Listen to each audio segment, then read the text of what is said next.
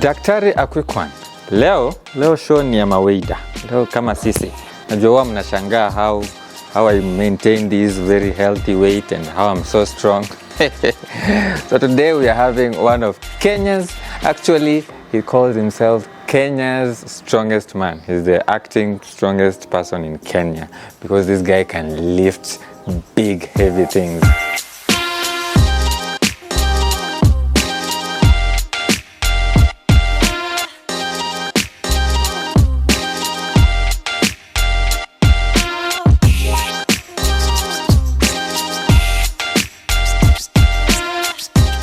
And on top of that, yeye ni daktari. So today we're going to be exploring the world of fitness from A to Z. He's going to tell us his journey in fitness, what inspired him, how he's maintained the discipline to go to the gym every day, build muscle, build his body, and do it the right way. Also going to be exploring things about, these rumors tunasikianga huku nje, sijui kula mayai mbichi, sijui fanya nini. We've even seen people saying dunga ma chemical, dunga ma steroids. So we're going to be talking about that. Is it possible to build muscle without doing all those funny things? What the effect on your health is and things like that. So stay tuned. Today we have Dr. Bani and he's going to be telling us more about weightlifting, more about fitness and all that. Kama kawaida, piga like, comment, subscribe, share. Tell a friend to tell a friend. Daktari a quick one. Furahia show.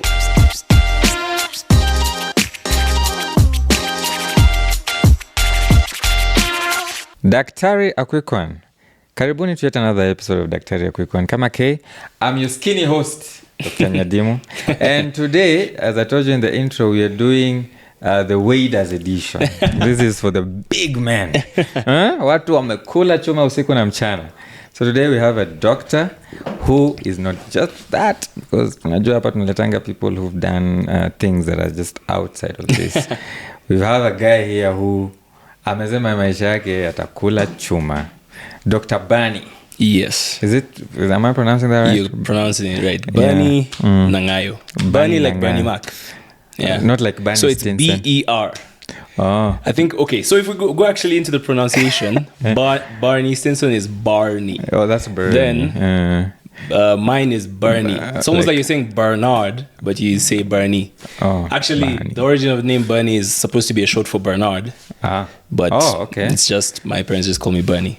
Yeah. Bani Nangayo. Bernie Luke Nangayo. Yeah. Karibu sana to Daktari a quick one. It's nice meeting you. Nice meeting you as well. Yeah. I was introduced to you by a friend of mine who's been on this podcast. He's called Moriyuki. Yes. But he likes to go by Mutomi. Mutomi, exactly. Yeah. And he said, hey, Daktari, there's somebody you have to meet and you have to talk to him.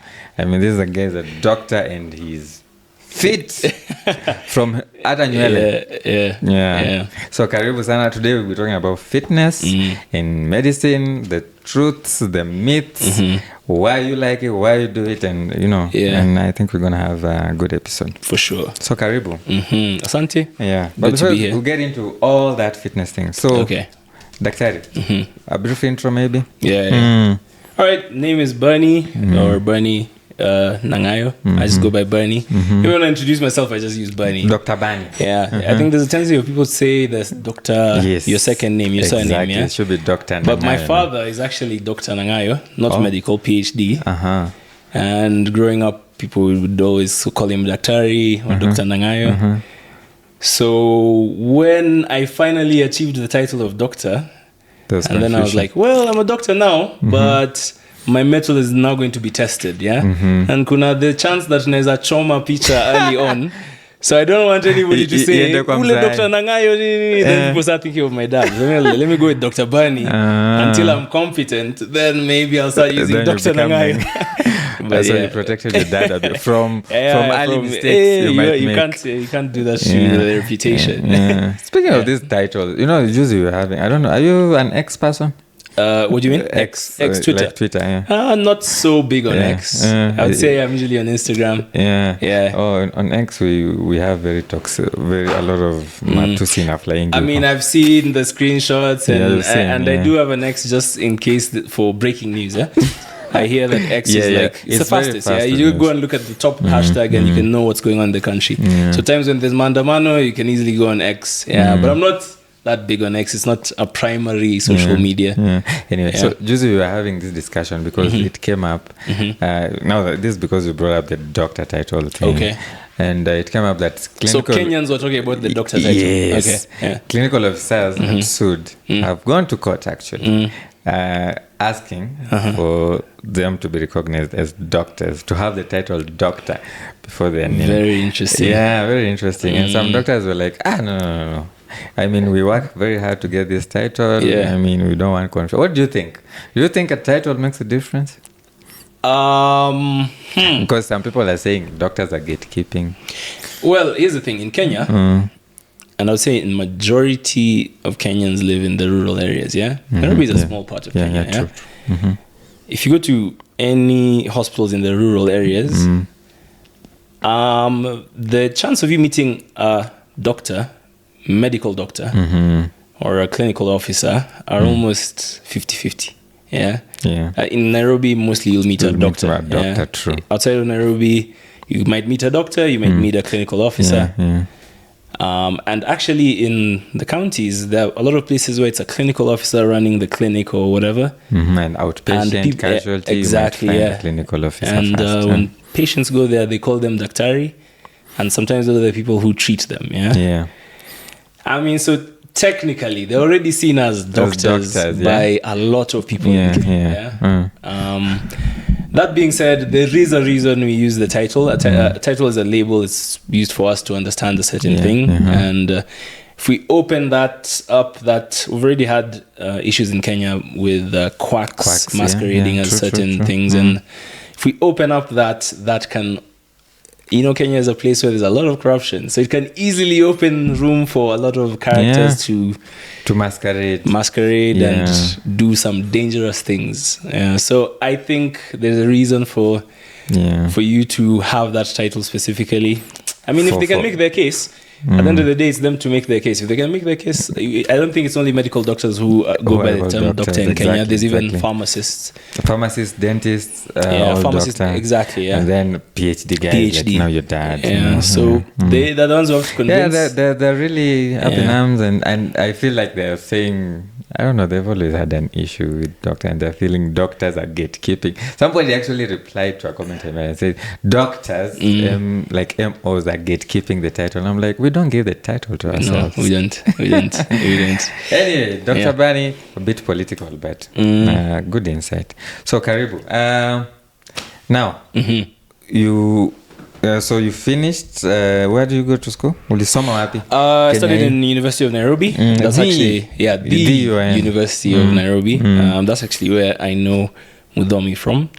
We're classmates, and he did pick up fitness later in his med school years. And he did really well, actually. I would say he's a gifted guy in terms of he picked it up, and in a short time he was quite strong. He's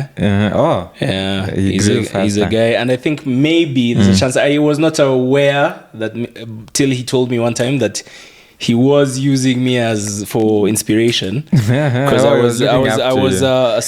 was in strength sports. And he was going into fitness, specifically chasing strength, kind of powerlifting kind of things. And I would say in that sense, he's one of the guys who could have done well in powerlifting. I don't know if he's still doing it, but I don't think so. I've seen him lately. I don't well, he looks strong. He looks a bit huge. I'm pretty sure he's still strong. But I don't know. I don't know if he's still chasing. Because I mean, with powerlifting, then you have to compete in a powerlifting competition to actually be officially a powerlifter. Have you done that? And I've competed in powerlifting competitions. Although there's no official league in Kenya, so it's mostly gyms that organize them. There's no official league, like like a federation for powerlifting. There is weightlifting. Weightlifting is completely different than powerlifting. What's the difference? Weightlifting is a sport, an Olympic sport that only has 2 lifts. 2? Yeah, something called the snatch and the clean and jerk. Snatch is where they explosively lift the weight from the ground and hold it overhead in one movement. And then a clean and jerk is you lift the weight to your shoulders and then you throw it up into your arms into extension. Yeah. Those are what qualify as weightlifting. I know weightlifting is a colloquial term that has been used to encompass For a lot of things. everything See me in the gym doing bicep curls, you'll say I'm weightlifting. But weightlifting is actually the sport. the sport. And you said those two. That specifically encompasses those two lifts. Powerlifting, however, is all about three lifts. The three lifts that were identified as the best evidences of true strength or true power. That is the bench press, the squat, and the deadlift. So those are bench press is where you're lifting. You lie on a bench and you push press. it up. You pick weight, take it down to your chest, and you push it off into full extension. The deadlift is you grab weight off the ground and you stand up. And you're graded according to how much you lift based on your body weight. So there's also weight classes, just like there's weight classes like in boxing. In boxing. There are some leagues that do also an open weight class where it doesn't matter us, we just want to see who's the strongest regardless of weight class. So but in any federation they will organize any it. weight class. I'm less than 60. Yeah, there's a 63 kg weight class, I think. Is it 63 or 62? Yeah. So you would have to compete against guys who are between maybe 58 kgs and 62 so kgs. I can be a weightlifter. Yeah. But those guys are strong. 10s and 20s. Yeah. So which one were you? So in powerlifting in Kenya, since the without a federation, there'll be a very small niche group of people doing it. So they would always make it an open class, because then you'd sometimes have a weight class that just has one guy, which wouldn't make sense. So they would always just do it as an open class. So everybody in which case, can participate. For powerlifting, it was always an open weight class. But in strongman is the sport that I competed in the most. Yeah, strongman is not like the world's strongest man. Things like that. It changes all the time. They usually organize an event with like six stages. Are they the ones I've seen people pushing big tires, lifting those those massive boulders? They're called Atlas stones. Yeah, throwing kegs. Exactly. They can even put they can do an event where there's like random weights somewhere. One weight is like an anchor of a ship.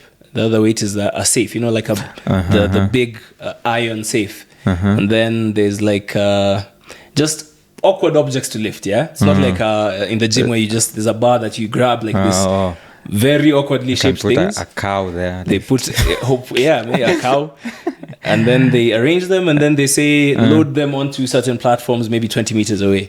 Then in that case, they would usually be saying the fastest time wins. Yeah. So it's like a race. Whistle goes, and there's a race. And then also, you see, at the end of the day, that's also a strategic event, because when you look at an anchor, you have to decide what is the most efficient way to carry this anchor. Yeah, because there's leverage. If you grab it here, it'll feel heavier than if you grab it here. Yeah. So there's that aspect. So it is way more. But that's not. Is that in Kenya? Yes, there's a Kenya. So that one actually did have a federation in Kenya. Called the Kenya Strongest Man competition. They were an organization that were now organizing events in Kenya where they would do some qualifiers, and then the people who won the qualifiers go to the final and compete to see who is the strongest man in Kenya. And actually that's I think the one that I did the best in. I was the third strongest man in Kenya in 2017 and in 2019. And then I competed internationally in 2018. I was the second strongest man so it used to be called Emirates Strongest Man. They've since changed the name to, I think, Dubai Strongest Man. So under 105, Emirates Strongest Man, I was second place. Under 105? Under 105 kg category, yeah. You were the second place, yeah. So that was 2018. 2018. This time you're in med school? Yes. I started competing in 2016 actually. First time I ever competed in Kenya Strongest Man. I did badly for myself. I was the 9th, which guys were like, bro, you're the 9th strongest man in Kenya. But like I just told you, that event has a lot of strategy to it. I went there with pure strength and no strategy. So you at didn't the end have of the the event, I experience, looked around and I said, the reason I was stronger than most of these people here. The reason I got 9th place is because I didn't prepare adequately. And sure enough, the next year, 2017, when I competed, every single guy who beat me in 2016, including Kenya Strongman 2016, I leapfrogged them. I beat them all. Because the 2 guys who beat me and made me 3rd place are athletes who had been competing abroad. So it's like Kenyans who had left the country and they used to compete in this sport abroad. So I would say they were much more experienced in the sport than us. They happened to come to Kenya that 2017. So they were way better than us. So I beat everybody, but they came and they were way better than us. There, you'd have been number 1. I cry about that every few months. I just say, they left. I wish they came the next year. Yeah. Then they left the country. Yeah, they went back to their country. So they just came specifically to beat you. For the year following that, I used to joke that I am, since those guys now have flown out of the country, I'm the acting Kenya Strongest. It was just a joke, but yeah. Which you are. Because they're not there. Yeah, but so since 2016. So what was your inspiration? Before we started, you were telling me you've been lifting since you were a kid. Yeah, so 25th, as of April 12th, 2025, which was my birthday. I've been lifting for 20 years.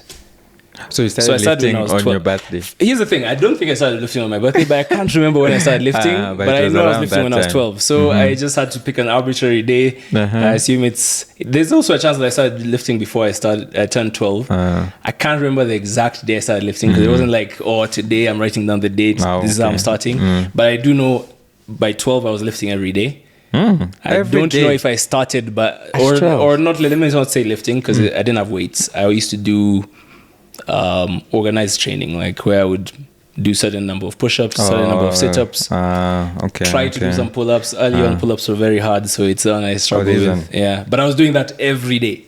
Every day. Wait, so what made you start? Did you get bullied? Did someone that's hit an you in interesting school? question, because that's everybody. And to be fair, there's a lot of people who had like a specific reason they started. Like, I was bullied, I decided to become big. I want to beat up this guy. Or this and this happened. Now, I hadn't been bullied by the time I was 12. So I don't think it's because I was bullied. But I do know that like all my heroes when I was young were buff guys. Yeah, that was around the time when Arnold was doing a lot of action movies, Sylvester Stallone. Kina Commando. There was all kinds of there was that market for action heroes to just brick houses. True, and then there was wrestling, so we'd watch wrestling, and the guys we loved were muscular and whatever. True. So it must have come from that. One day I just said, you know what? Let me do some push-ups. And actually, the first day I did push-ups, I remember the first day I tried to do push-ups. I only managed less than 5, maybe 3 before I failed. And I thought that was pathetic. And I even remember saying, this is terrible. Yeah. And I said, I'm going to have to do it again tomorrow. And the next day and the next day.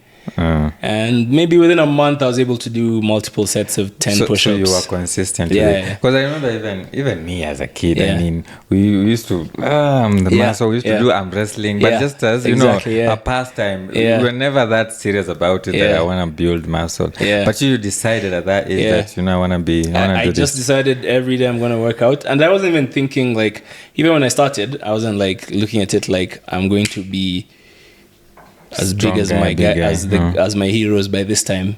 In fact, there's a time maybe I even lost I wasn't even thinking about the muscle, and then one day I probably saw my reflection. I was like, "Whoa, I'm big. Actually muscular." And then there's now that thing of there is when you do something and you see the results, and it even motivates you to go harder, to do more. So I think that's how it started, and then now I was completely into it. I want to do this more. And I was into it at the time when I had time to do it.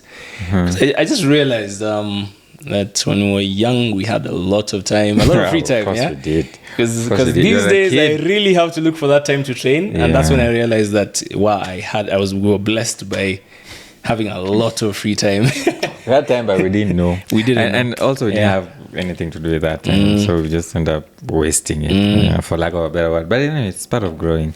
So you this is I'm thinking you in primary school, P12 or yeah. I was in primary school, the joint secondary school. Then actually around the time I was 14, that's when I was like, I looked at myself and I was actually now starting to resemble those muscular 14. guys. Yeah. I took a picture of myself. I was like, have abs and whatever. I remember I had a Facebook. I posted some pictures, and the whole school went wild. They were like, "Hey, did you see that the pictures Buddy posted?" And then I was like, "This is now my identity. I'm gonna be the biggest guy everywhere I go." Really? Yeah. So maybe it was, and then it's like it's just leveling. Yeah, you started with just now I'm the guy who can do 20 push-ups when we're doing basketball drills. I'm doing 20 push-ups faster than everybody else. You're the best. I like the fact that the coach is saying good job. And that keeps you going. Then you see the results and it just keeps going. And then it reached a point where now somebody in the gym said, "Hey, dude, you know." So at this time you're now going to the gym? I started going to the gym consistently when I think I was 17. Kitambo, there used to be some really stupid rules in gyms where they would say you can't go to the gym until you're 18. Many gyms in Kenya had these weird rules like that, which I can't really say they make sense. But then around the time I was 17, I didn't look like a 17-year-old. Maybe because I remember when I went to apply for a membership, even when I was going, I was thinking I'm gonna have to convince these guys to just allow me. Like I am 17, but then they didn't ask me. They were just like, "You have the money." And I was like, "Yeah." Took the money. But around that time now, gyms. You looked already older I don't than think your I looked age. 17. Yeah. So I think I'd already built something. Not that big, but I'd built enough that to convince someone that you're. Wait, there was a rule like that? I don't know. I've never had it. The gyms that I tried to go to before that. Is it there now? No. But around that time when I was joining gyms, gyms started, I think, becoming more reasonable with things like that. And these days I even see teenagers in the gym. So, okay. So you went to high school and you continued. Did you play any... were you in rugby? So no. Because interestingly enough, no. I never played rugby. I used to play basketball. Actually, my sport was basketball. Really? How? I would think a muscular guy, the coach would be, "Oh wow, nobody's going to tackle this one." It could have been one of two things. Number one, our school wasn't that big on rugby. There are some schools that are. There's a school called Rusinga School, Nairobi. Rusinga School, Nairobi. They didn't focus that much on rugby, and in fact, they would really struggle to even build a rugby team. They would struggle to fill the team up. So it's like we couldn't get 7 big guys. We couldn't get enough guys who were interested.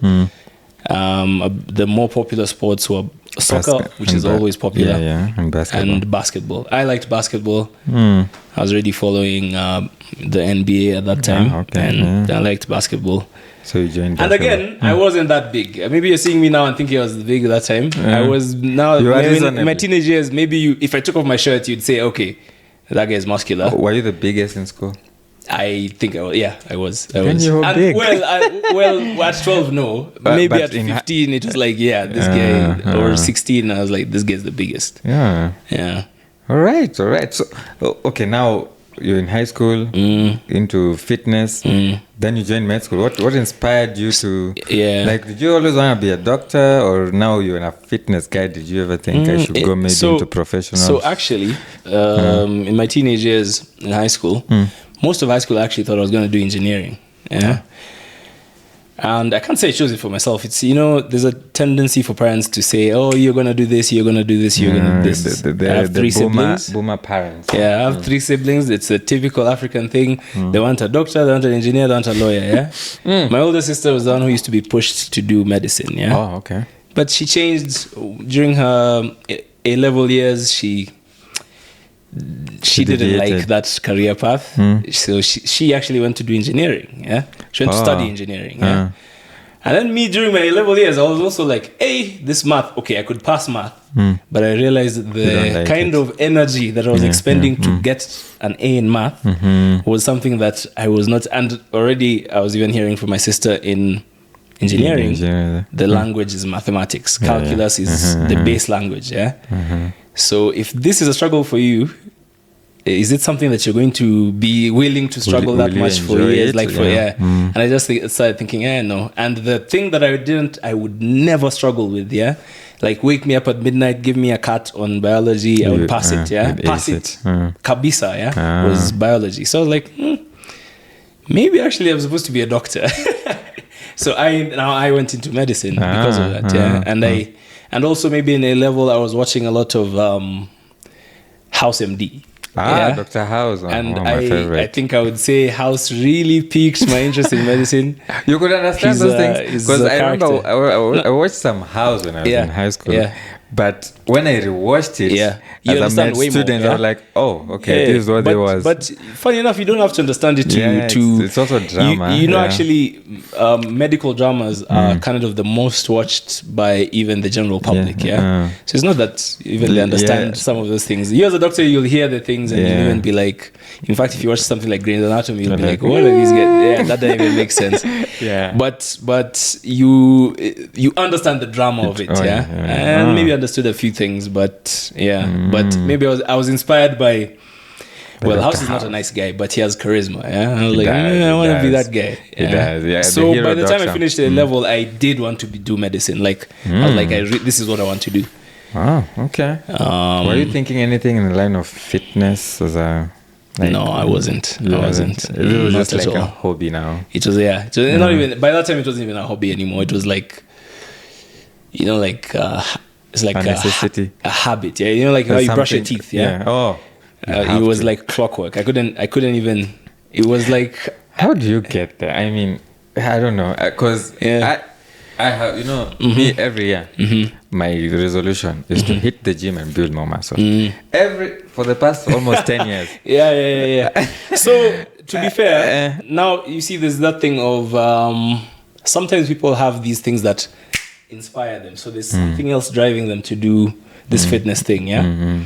Women. It could be women. It could be a breakup.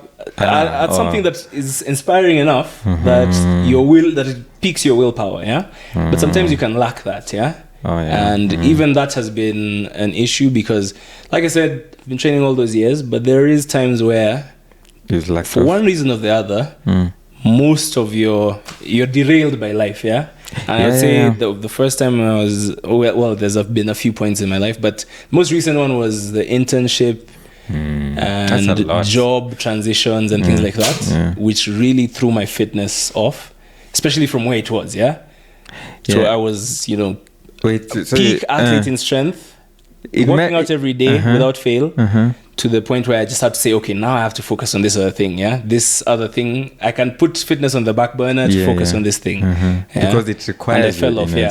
And when now again, I think we're having a conversation about this earlier, where now you settle and you can bring back some of the things that you really love to do. Exactly. And I was trying to bring it back actually last year, Also, I was struggling. The whole of last year I was struggling to get my fitness back in, Wait, so the way you are like this, you want to tell me you're not fit? No, I'm fit. So exactly. So it's kind of like one of those things where you'd have to be able to compare who I was to who I am now, So I know it's competing against your former self.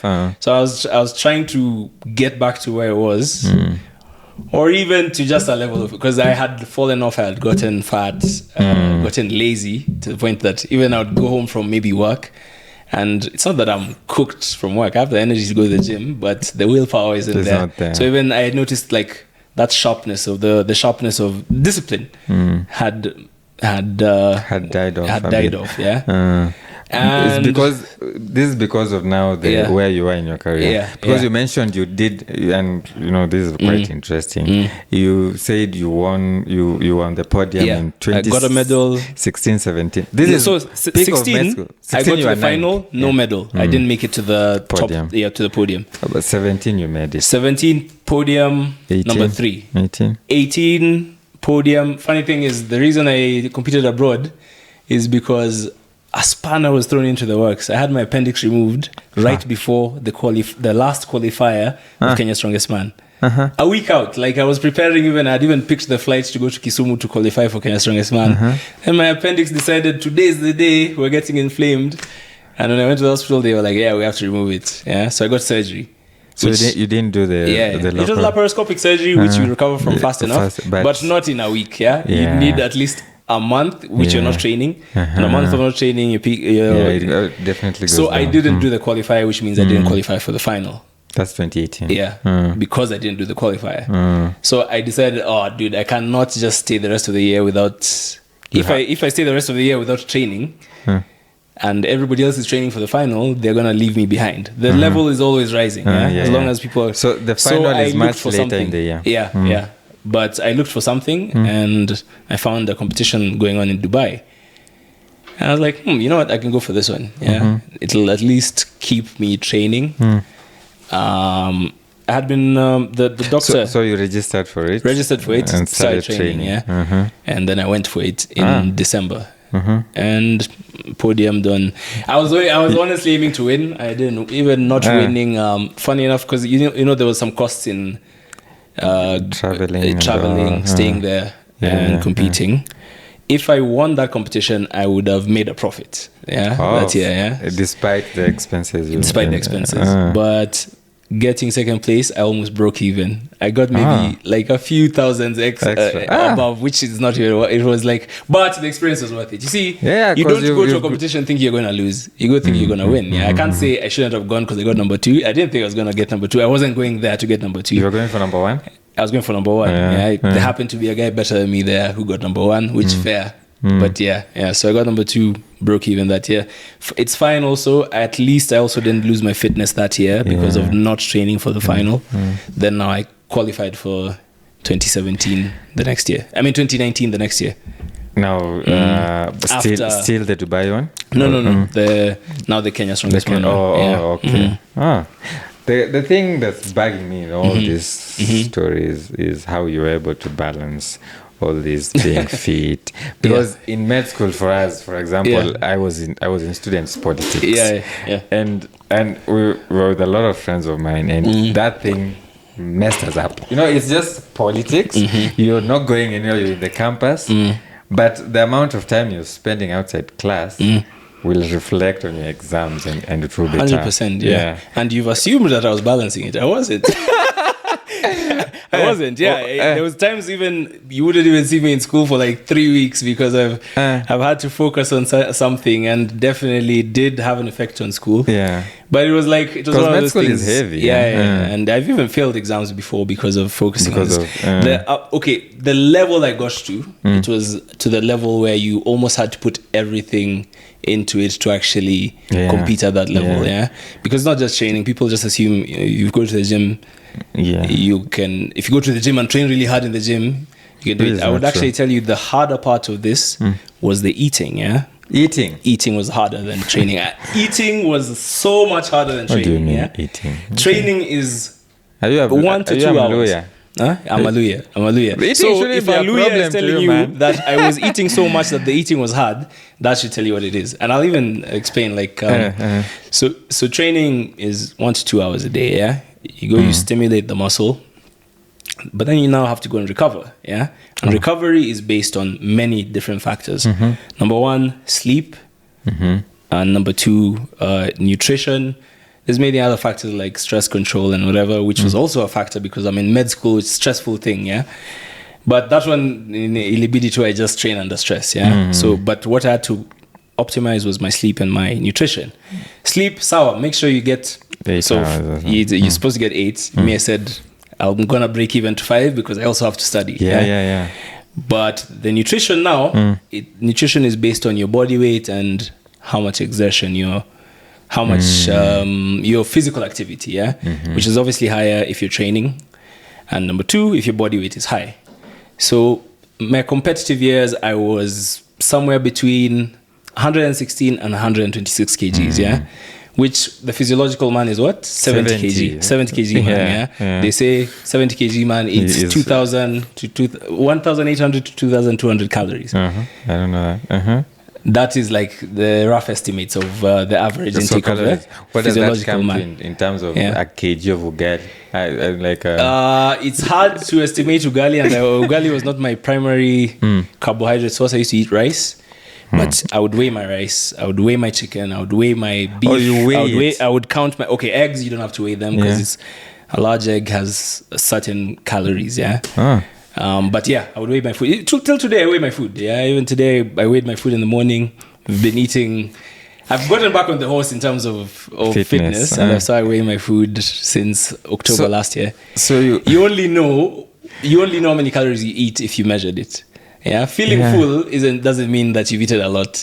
It could just mean you ate fatty food and it's sitting in your stomach for longer, so you're full for longer. The only way you know how much you've taken in is if you've weighed it, and calculated it. When I'm trying to really optimize my fitness, when you're like every little thing counts, then you must weigh. What gets measured gets managed. Yeah, and that time I was eating 6,000 calories a day. Yeah, 6,000 calories a day is insane. Like that is food you're chewing all day like a cow. Yeah, that is so much food, and I can tell you that was harder on me than the training. So you're constantly eating. You're constantly eating. 6,000. So that I divided it. For me, I tried to divide it into 6 meals. So I thought 6 meals is something that I can manage to get it in, and I would try to make 4 it hourly. Yeah, I would try to make it. Each meal roughly 1,000 calories. Sometimes it would be like maybe a 900 calorie meal. Sometimes it would be like 1,100. So you weigh each meal. I would weigh each meal so that the total gets to 6,000. Yeah. Now people think that every day I'm with the scale, but if you eat the same meals every day, it becomes easier. And then there's something called meal prep, where you make multiple meals and pack them, in the fridge, so that food time, throw it in the microwave, it's already ready. You don't have to wait before eating. It saves you that time, So those are strategies you use to make that tedious process less tedious, because it has to be there. It is tedious. So I had to wake up early. One of the things I had to do was wake up early, because to eat, you're also limited by how fast you can digest food, If I wake up at 2 and I want to sleep at 11, I can't make my organs digest the food faster. So I have to wake up early, so I give my digestive system. Wake up to eat. Wake up at 4:30, eat my first meal. It used to be 6 eggs and rice. I just call it regs. 6 eggs. 6 eggs and rice. This is the time I shot it up to 9 eggs and rice. Oh, are these raw eggs? No. I'd cook them. When I was younger, I used to do those stupid things of eating raw eggs. One time I got salmonella, and I said never again. Wait, it's not recommended. High protein or something. Say again? A higher protein content when it's not cooked. No, there's nothing like that. Why do they do it? Because I see it's just the hardcore thing. It's so hardcore you eat raw eggs, but it's very stupid, because sometimes you have salmonella on the eggs. Eggs sometimes have micro cracks, And if there's salmonella, based on, when the chicken lays the egg, there's some poop in the area. Sometimes you could have salmonella on the shell of the egg. If there's some micro crack, you can the bacteria can get into the egg and really grow. Then when you eat that raw egg, you've inoculated yourself with salmonella, and you're going to have a bad time. You can even end up in ICU, to be honest, with dehydration from diarrhea and vomiting. Yeah, true. But before we get to dieting and gym, so I want this thing to come out.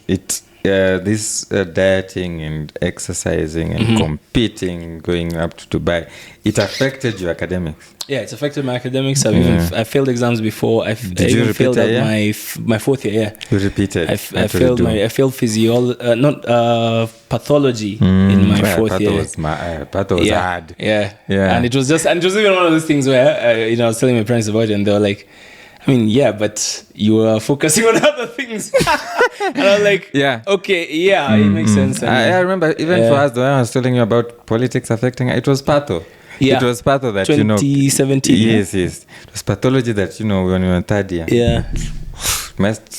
Everybody who was almost, okay, not everybody, but almost. You mean because of the sport? No. For us, my experience. Understood. Yeah.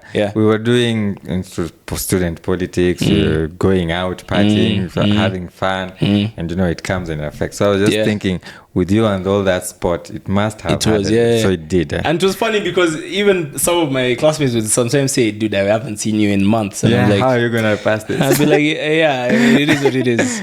When I look back, I don't actually regret it, because it's like I picked 2 very tedious things to do. One of them was medicine. Yeah. It is. And the other one immediately after you fail the exam, you kind of like, oh, I should have done this. Later on, you're like, I do not regret being part of this sport. So I picked 2 very tedious things, and I decided I'm going to do both of them. And which is not easy. Yeah, it was not easy. And in the end, compromise here, compromise there. But all so worth it. one of the reasons actually I did decide to, one of the things that helped me actually was the COVID cancelled the sport in 2020, where I was like, no, I'm trying to focus on passing my exam.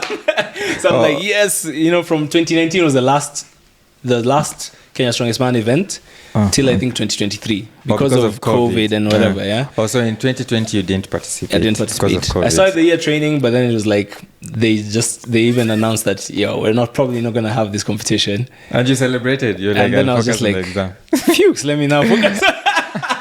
Because there's also that pressure you couldn't choose. It was hard for me to abandon one. Slowly I had built like, and this is funny to say, but I had built a fan base, in Strongman. There were guys who, were cheering for you. Yeah, and they would even sometimes text me and say, "Yo, this year I know you're winning it," and I'm like, you know what? Yeah, this is the year I'm gonna crush these guys from Qatar. And you're thinking about exams. Even funny thing is, even after, because I didn't even officially retire. It's just one of those things now. After this whole COVID thing. By the time COVID was over, I was even in I was now it was the internship year. There was no way I was gonna do anything else other than internship. And then there's after internship you're chasing work. So life kind of now overtook the sport, and I didn't even go back. So in 2023 when they announced it again, guys were back, come compete in Kenya Strongest Man. It's like, right now I'm in between things. I'm kind of focusing on other stuff. You really can't. People have been messaging me saying, when are you coming back? I'm like, I don't know. So I don't know about that. Are you gonna go back? I don't think I am. Because so you're retired. When I look at the effort, you see, another thing about medical school, and medicine is let's say I completely destroy myself in the gym, and I wake up the next day feeling like a truck has run over me. I don't really have to go to class. You can't. I'm not encouraging not going to class or skiving class, but like you text your friend, sign for me. Yeah. But now I have work, if I don't go to work, I'm probably not going to eat. Exactly. I'll lose the job. I'm not going to eat. Lose your job. I look at. I'm not saying it's impossible. It's not impossible, but I don't think I'm that motivated to go back into the sport. So I don't think so. But it's something you're really passionate about, and I think these are conversations that need to be had, because we have other passions outside of this career, but then you find that the nature of the career, the nature of the practice is that it's really hard to do something else other than medicine, and it really takes a toll on us. Because I had a patient she was in her 30s, and we were just repeating stories, and she was like, me, I've been working since I was 22. I've had a job since I was 22. Now I'm in my 30s. I can even retire. Interesting. Because I've worked so many years. I'm like, you're 35 or something. Because me, I'm 35. As we're young, we're young in the job market. But then they're like, do you know how long I've been working? Since I was 20. It's a long time for them. That's 10 plus years. That's true. Yeah, so medicine really takes long. You're working late. And sometimes when it's you're in a bubble kind of. You see how in high school you wake up, go to school, prepare for your exams, go home. That kind of can continue even in medical school, because you have the standard thing that you're supposed to do till you finish medical school, which will take however long it's going to take. So sometimes you're not even thinking about me. I got this to NHIF, NSSF when I was in my late 20s. In fact, I had been surviving with my passport as my ID, because I got my passport when I was still under 18. And then because I needed my ID to get those other things. I went for my ID when I was in my late 20s. Sometimes when I give someone my ID number, let's say, or they see my ID number, they say, "Are you a Gen Z?" I'm like, No, I'm not a Gen Z. It's a fresh number, But it's not, because so sometimes you start these other life things much later in life. Yeah, we do, and we are now We are more of like late bloomers as doctors because we really have to do a lot of catching up with other people. And now you see, because I think those international strongest man things, when I look at them, those are guys in their 40s or something, right? Some of those guys not are really. Those guys are genetic freaks.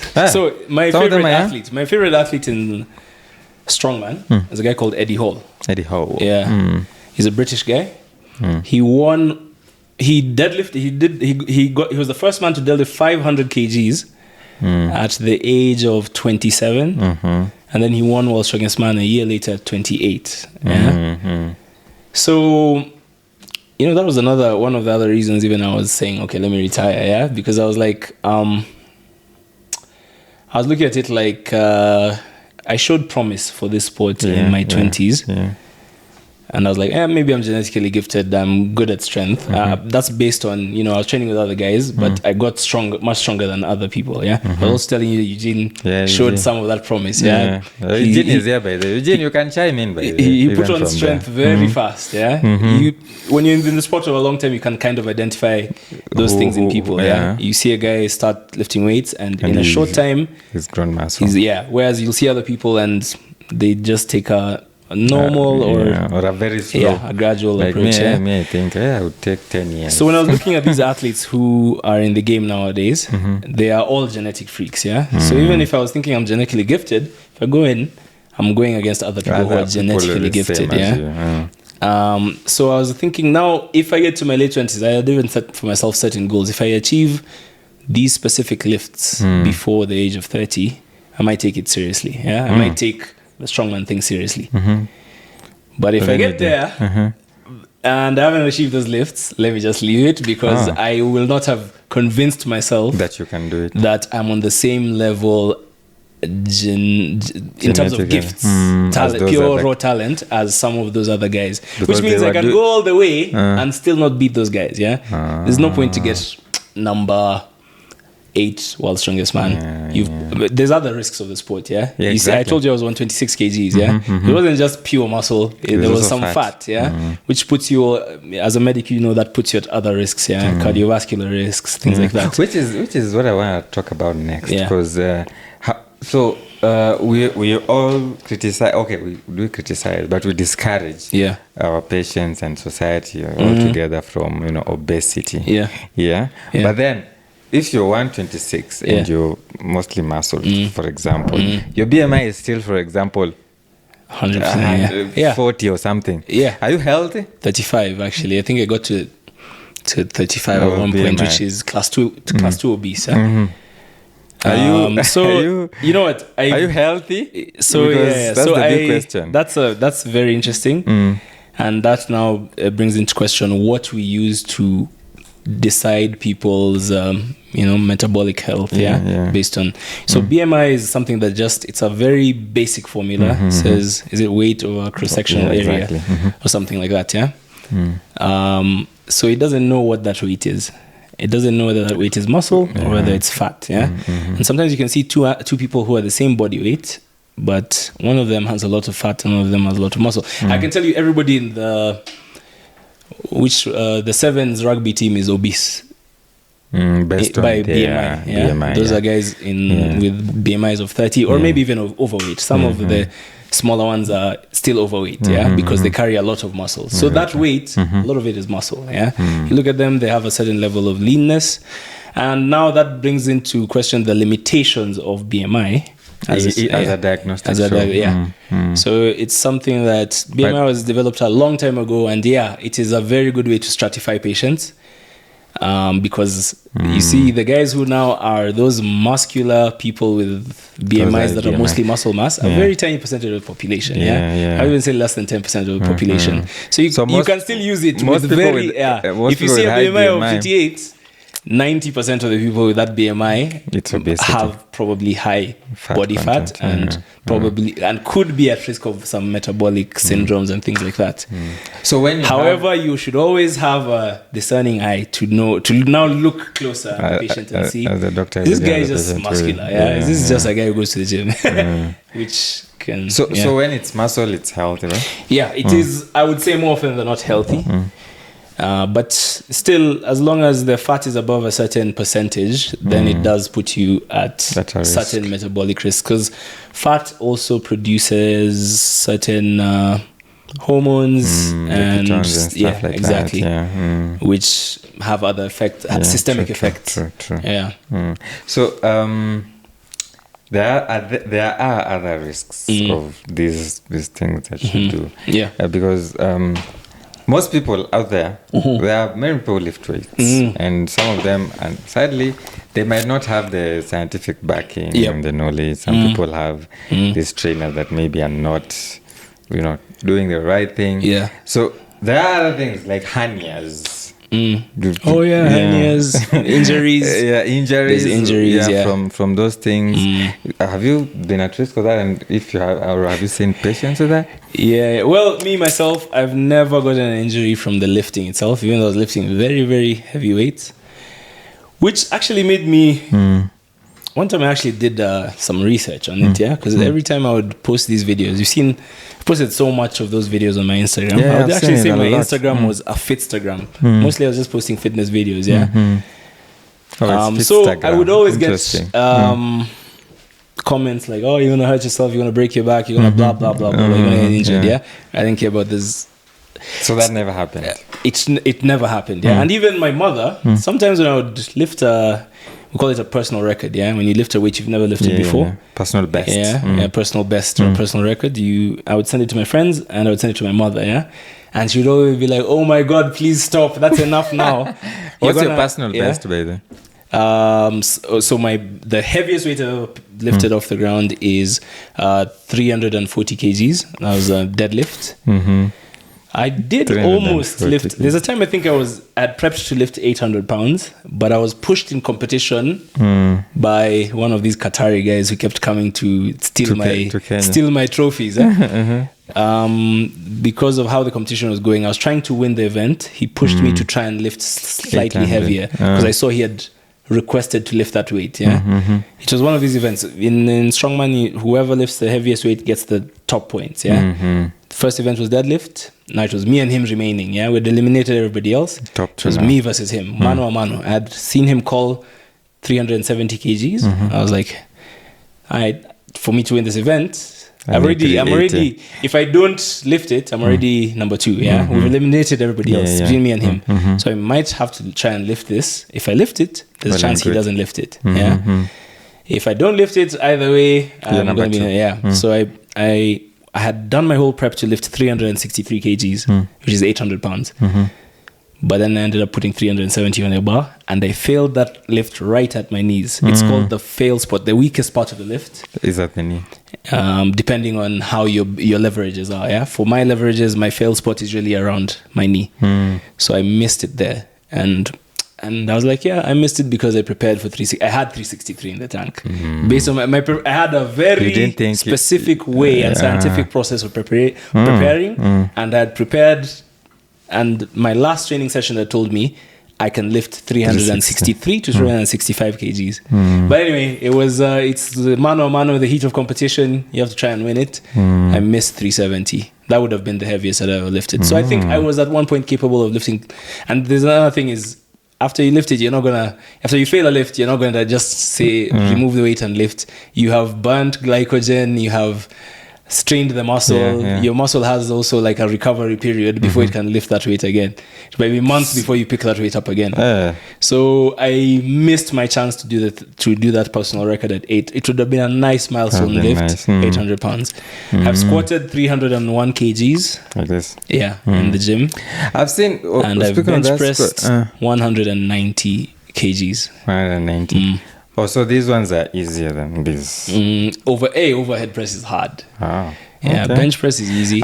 Speaking of health, I saw a video sometimes back. It just came to me of a guy who was doing this lift. I think it was competitive. Yeah. Then I think it broke his spine or something. And then later on, I was seeing him now walking with walking sticks, and he's like. I haven't seen the video, but I wish I'd looked for it. Anyway, I don't think it's impossible.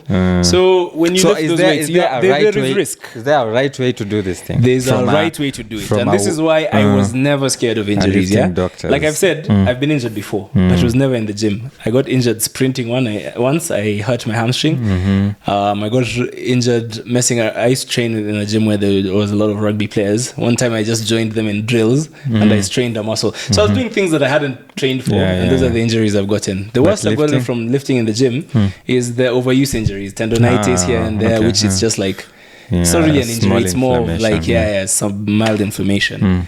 So there's a safe way to do it. There's a lot of things I would have to talk about if I was to talk about the safe way to do it.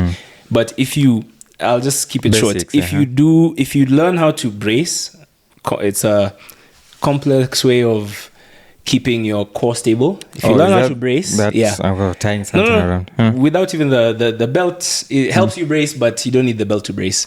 It's a method of increasing intra-abdominal pressure. You know the Valsalva maneuver? Yeah. There's a certain way you use the Valsalva maneuver to lift without hurting your back. Yeah.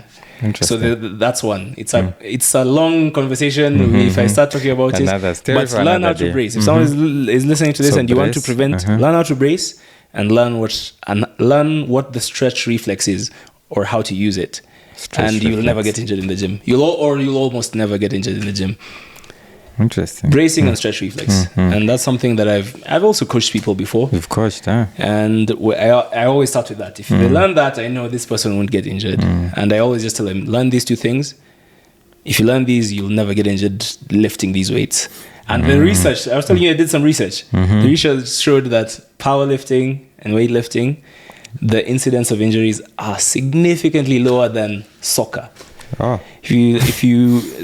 research shows that soccer has the most injuries. Soccer it does. Even higher, more than rugby. Mostly the injuries to the ACLs and things like that. They go for long sometimes. And this sport where you stand in one spot and contract your muscles and relax the muscles, little risk. The incidence is much lower. So it looks, when you look at a video of a guy lifting a crazy weight, it looks so scary. And the few videos where guys get those crazy injuries where they tear both patellar tendons, that one will go viral. And it is a horrible injury, but those occur much less frequency than the number of injuries, the ACLs that are torn in soccer and things like that. So anyway, speaking of injuries and building muscle, there's a lot. If you go online, we're in the information era. And when you go online, you'll find these bodybuilders who create content and stuff like that. And there is a guy, I won't mention his name, but we'll play. I know his name. We'll play his video. We'll play his video in the Nini. And this guy advises people to use steroids. Okay, I know exactly who you're talking about, and I think you're misrepresenting him because he does not advise people to use steroids. However, he talks about the use of steroids, which I think he partakes in. Yeah, he says how he uses it safely. And I think he always says, do not use steroids, talk to your doctor, blah, blah, blah. You see those, and there is an aspect of when you talk about it, even if you're not telling people to do it, you might, exactly. If you're a charismatic guy, you might motivate them to do it. So I understand why you're saying he advises them to do it. Before you answer, the other day we were with Dr. Rain. Dr. Rain also lifts a bit. He's a pediatrician. He calls himself a pediatrician with biceps. I know Dr. Rain. Yeah, so we were off camera, we were talking about a guy who used to tell people that he has this routine for exercising, but then in the background, he was actually using steroids to build his muscle. Who is that? Liver King. I can't exactly. I think that's his name. Yeah. So and then that's an interesting topic. Yeah. So what? This contributed to why I became a powerlifter. Actually, So in my teenage years, I remember I was telling you I posted some picture where my abs were showing and I was looking very nice, like a bit like a supermodel. Girls were like so that you would say the people who train for aesthetics tend to be for like aesthetics, how you look, looking good, are known as bodybuilders. So the sport of bodybuilding is you're training. You don't care how much you're lifting. You can lift whatever weight, even if it's the end justifies the means, and the end goal is to look good. Yeah. So you can lift lightweights. You can do whatever you want to look good. Yeah. I liked that side of fitness when I was younger. Okay. And I was, and when I was very uninformed, when I was in my early teenage years, I would look at the biggest bodybuilders in the world, and I would think that they are natural, like they do not use performance enhancing drugs. Yeah. I thought and to be fair, the magazines, they would say, yeah, I eat chicken and rice and I never take steroids and blah blah blah. It's lies. But it was maybe a stigmatized thing. They could not talk about it.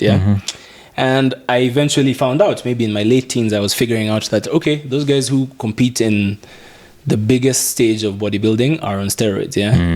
But then when I found that out, I was like, wait, so are there some people who do not, or how far can you get without the steroids? Then I discovered a niche of bodybuilding that was called natural bodybuilding. Natural in quotes? Natural. So guys who do not use steroids, and they would have their own league where they even test guys. Make sure you're or not on allegedly steroids. test guys. I'll get into that later, but they would all say they don't use steroids, and thus they compete naturally. They just supplements and training, no performance enhancing drugs. Then it came out that a lot of those guys also secretly use steroids, but figure out creative ways to beat the tests. And actually that was one of it had a big impact on me. I was like heartbroken, because there was a time I was following a few guys, and I was like, I'm gonna look like this guy eventually. I was training really hard and using him as a template. Like I'm not gonna use steroids, but this guy who completes in natural bodybuilding, at least I can look like this. And then I was like, wow, I've been chasing a ghost. And I figured out that he was probably lying. He was actually exposed that he was using steroids. And so then I was so... uchungu till I was just like, to hell with this bodybuilding thing. Let me do powerlifting. It's no longer about aesthetics. So it's mostly the guys who are into those bodybuilding. Now, to be fair, there are some people who you can get to a certain level without steroids. But there's also incentives for some of these guys who, if you look really good, people want to know what you're doing. Exactly. And you can often lie to people that you're like these guys who are lying that they're natural. They would often get sponsored by supplement companies. There's a big business in it, because the guys who follow you. So me, I'm following this guy, thinking he's buying gold standard whey protein, and that's why he looks like that. Gold standard are paying him maybe millions of dollars to make people like me buy that whey protein, thinking that will make us look like them.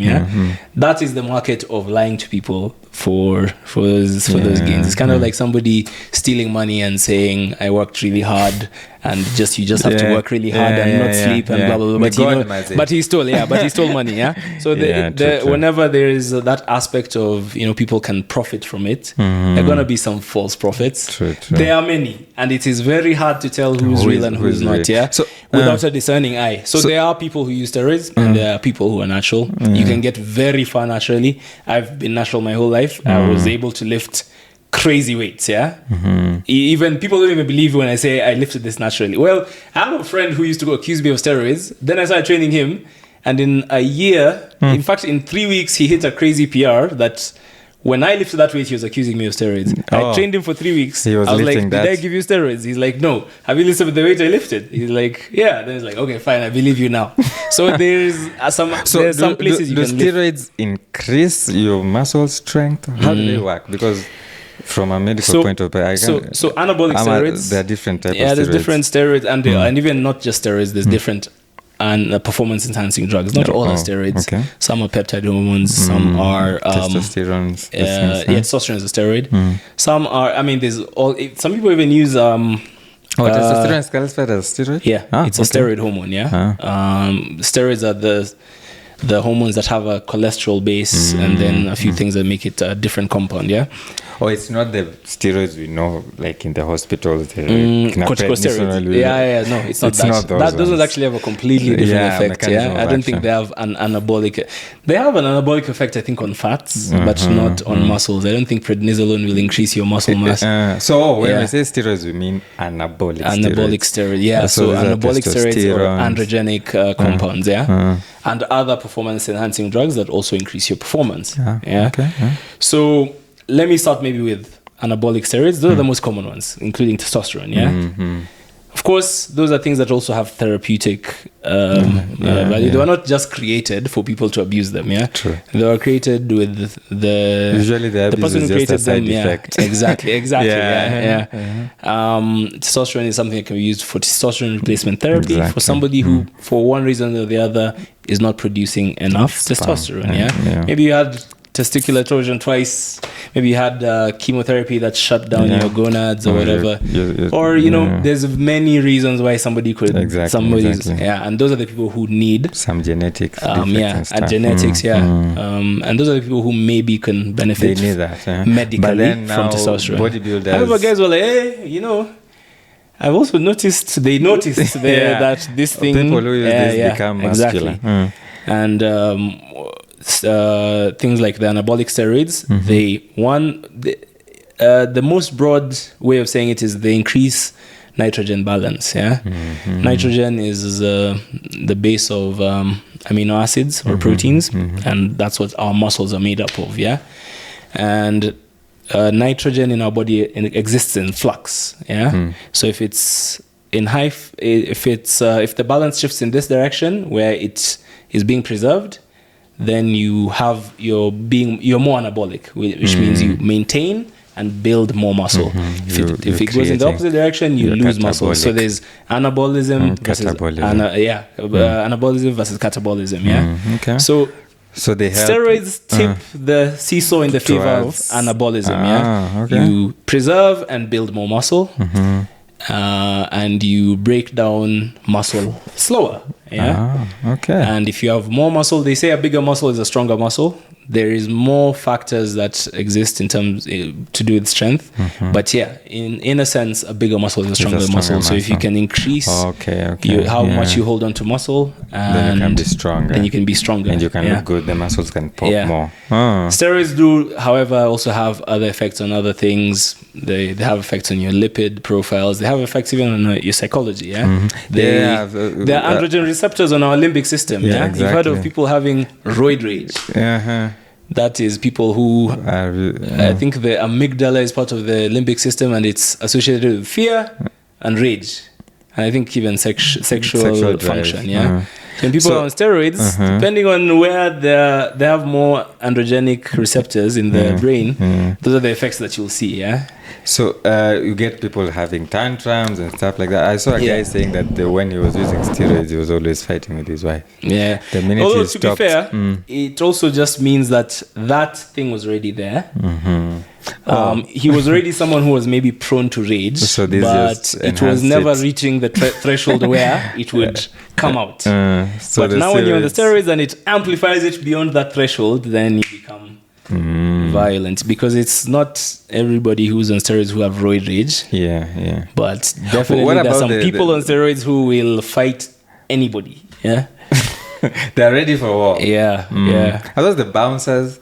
There are some bouncers in some clubs in Nairobi. Something small unakula marungu, and that's the thing. I think I heard a story recently of a guy who was beaten up and just killed by bouncers. Which is ridiculous. One of them, there's a video of this Ugandan musician. It's called Weso. Was it Weso?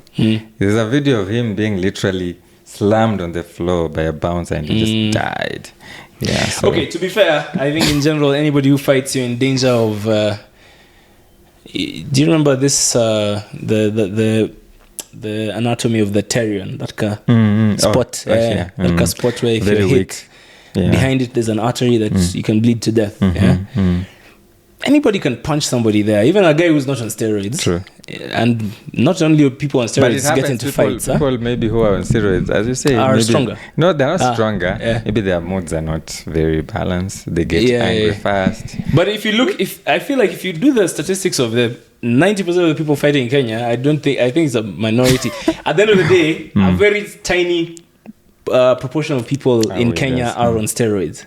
True. It's very niche. It's one of those things that it's very infamous, because guys are like, how could you do this, But I don't think there's a very tiny proportion of people, So if you look at the number of people who fight, it's not people on steroids only who are fighting. It's mostly people who are not on steroids who are fighting.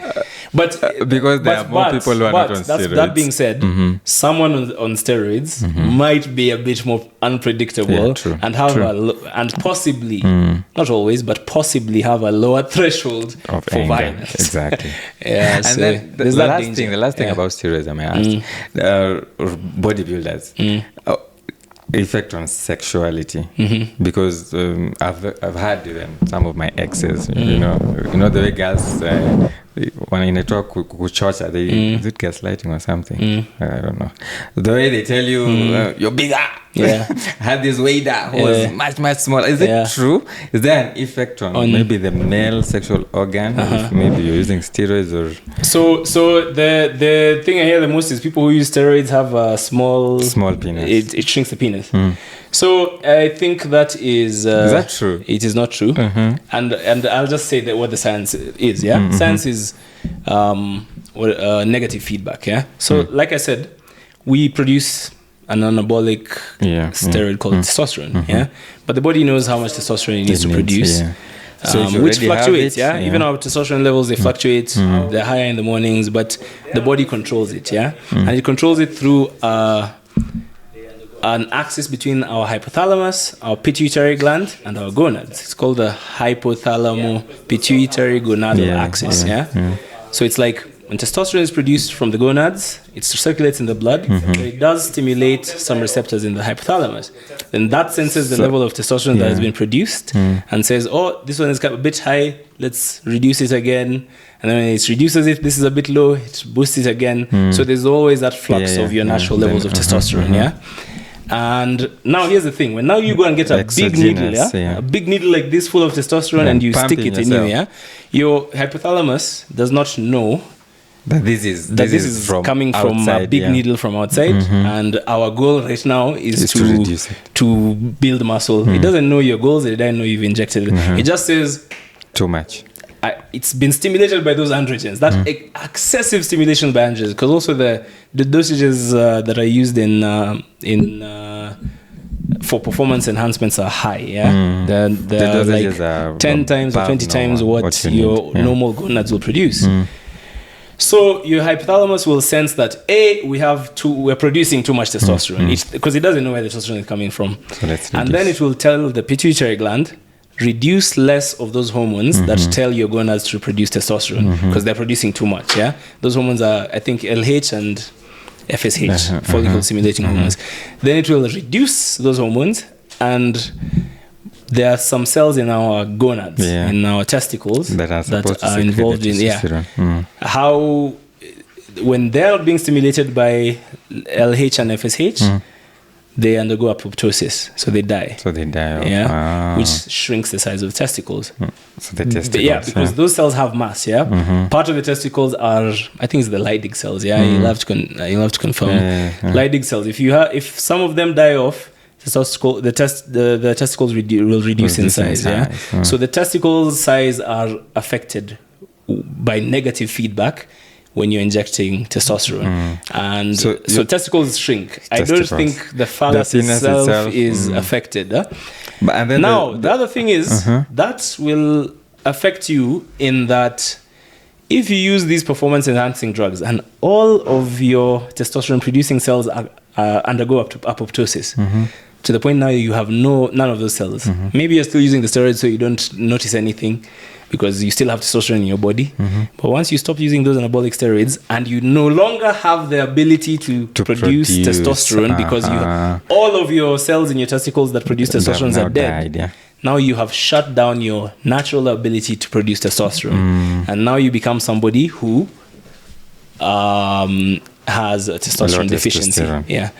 And the effects of low testosterone could also be sexual, like low libido, low sexual drive, you get emotional effects, those things, exactly, and weight gain, things like that. Testosterone also affects our metabolic rate, because testosterone, like I said, it preserves muscle. Muscle is the most highly metabolic tissue in our system, and if you lose muscle, your metabolic rate goes down, you burn less calories, you gain more fat. As in, it will affect you in so many ways. Testosterone affects so many systems in your body. But the sexual one is one of those ones that is high up there on the list of because sex is very important. In fact, sometimes people ignore many things like weight gaining, but when the machine stops working, now they lick the hospital. Doc, I have an emergency. Serious problem. Amazing. So it can affect sexuality in that way, but I think it's the testicles that are known to shrink with use of anabolic steroids. Not the size. Amazing. Thank you, Daktari. Thank you. That is very insightful. So guys, if you're building, do it natural. You can go very far naturally. You can be very muscular naturally. I think it needs patience. It's a shortcut that it has a cost, and it has a cost that you can't know.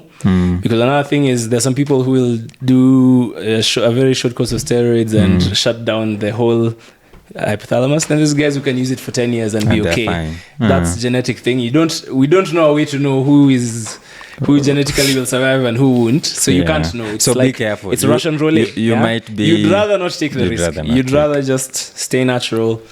It's a game of time. And I look at it like it's a never-ending project. I actually have a lot of fun in fitness even after 20 years.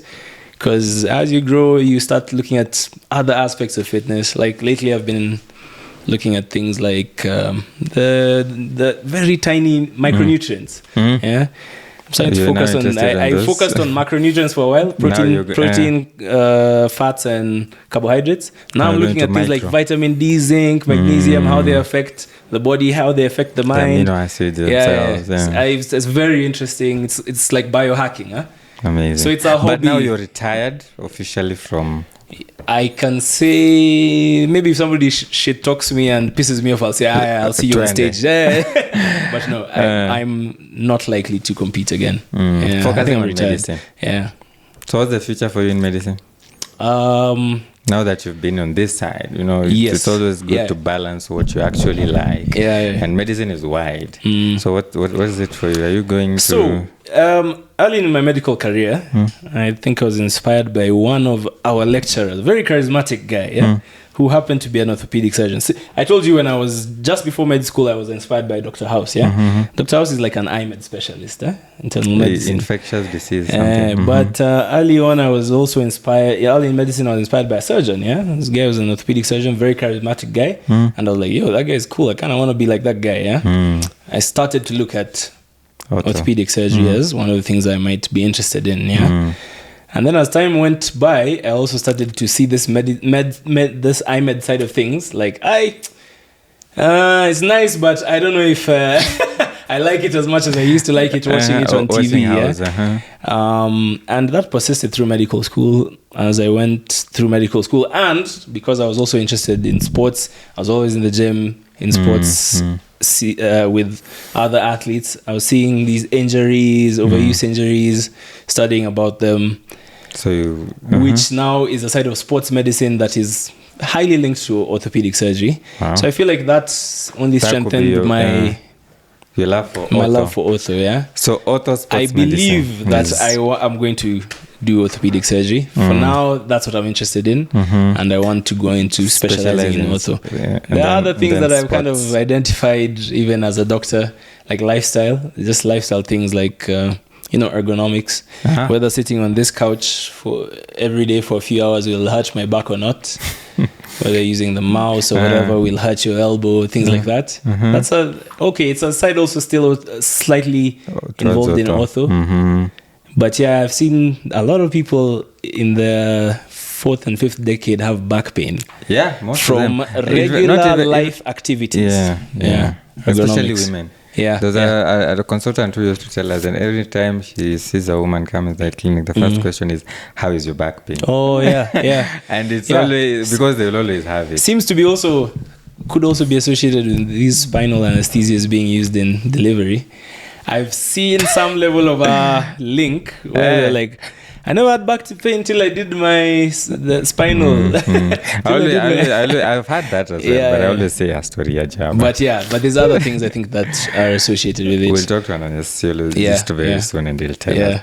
So Daktari, I think we've run out of time. Oh, okay. We've been talking. We've been talking, and this can go on forever. I can tell you, I can talk about this forever. Without running out of. You definitely have a lot of passion for fitness, and I think anybody out there can be inspired, including myself. I think this I'm starting. Ulisema you'll join me and Eugene one day in the gym. Nitakuja. I want to get Eugene was complaining to me that he's also slipped up on his fitness. I have some ideas I want to suggest to him to getting back into fitness, so that we can prevent him thinking of shortcuts. I send the steroids. No. I don't think he's ever used. But I don't want him to ever think of them, because there's always the natural parts. But I would also say, even with the steroids, there's guys who've used steroids, and I would say it's justified. You know who? Let me give you an example. The Rock, Dwayne The Rock Johnson. I'm pretty sure that he's a guy who has used anabolic steroids. But here's the deal, if with the use of anabolic steroids, you make 200 million per movie, or because I feel like The Rock, he sells the look, he sells the look, and but you can't take steroids thinking you're going to be The Rock, because if let's say he uses steroids, but he makes $200 million, the kind of medical care that he can receive is way above the medical care that exactly a random person living in Kenya can receive. So I think it's very nuanced whether or not anyway, steroids it's one of those topics steroids. It's one of those we'll turn this podcast into steroid thing. So thank you, Dr. Bani. It was nice having you, and we hope to have you again. Yes, thanks for having me. I don't mind coming back. You will. Definitely, Daktari Akwikwan is here to continue growing. And I hope you guys have enjoyed that, and I hope you've learned one or two. I definitely have learned a lot from Dr. Bani, and we're looking forward to having him again. So stay away from steroids. Don't do steroids. If you want to lift naturally. Unless somebody offers you a check and says you can get 200 million for this movie, then I'll say maybe you can think about it. But if not, for regular life, nobody needs steroids. And I don't think it's justified anywhere below $10 million. On that parting shot, Daktari Akwikwan, adios.